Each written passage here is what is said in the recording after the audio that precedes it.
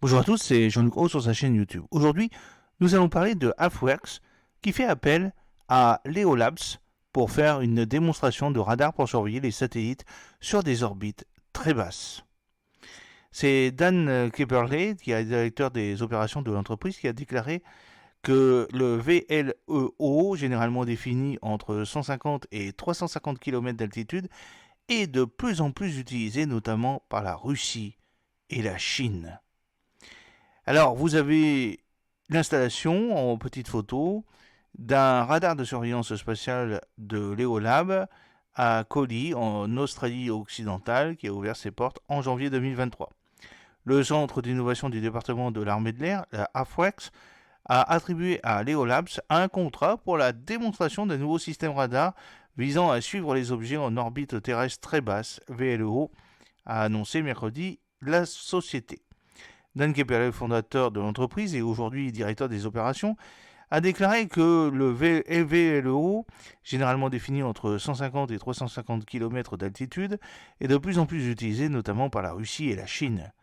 Le zombie assis russe, Rhesus P, qui est soudainement réveillé en 2022 après des années d'inactivité et a commencé à manœuvrer, se trouvait techniquement en quelque sorte à l'extrémité supérieure du VLEO à environ 330 km, a-t-il déclaré.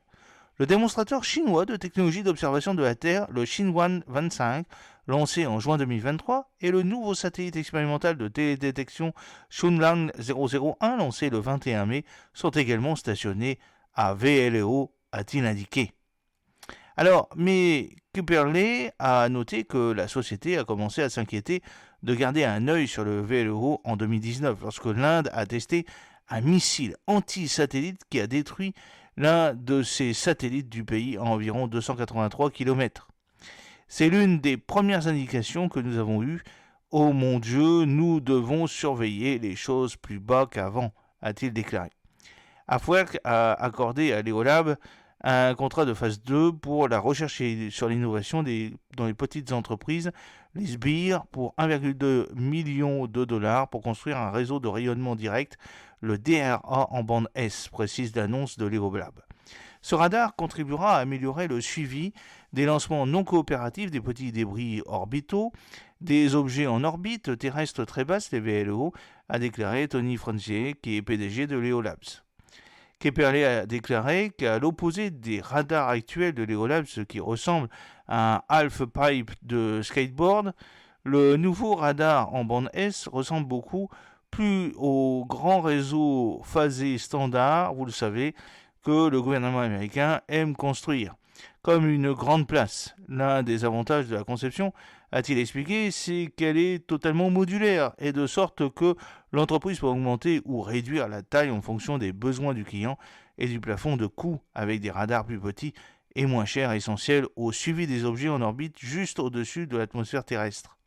Cela devient en fait très important pour les sujets VLEO et la recherche de satellites récemment lancés, car dans ces scénarios, nous avons besoin de beaucoup de radars pour qu'ils ne puissent pas contourner vos sites et que vous puissiez les trouver rapidement.